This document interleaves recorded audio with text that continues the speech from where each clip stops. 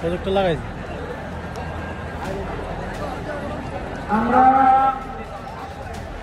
আমরা সম্মিলিতভাবে এখন একটা প্রমাণ দিব। তবে তার আগে আপনাদেরকে অনুরোধ করেছিলাম, আজকে গাজাবাসীর সাথে ফিলিস্তিনের সাথে আমরা সবাই আয়োজন, ঠিক তো? যারা বলছেন ঠিক, আপনারা বসেন একটু একটু বসেন। এবার আমরা একটা স্লোগান দিব, তারপরে বাকিদের বসার ব্যবস্থা করি। স্লোগান দিতে রেডি সবাই? রেডি?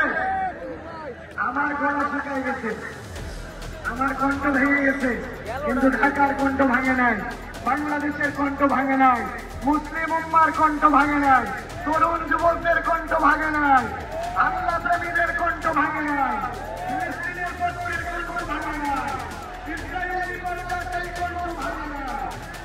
তাহলে আমরা স্লোগান দেব,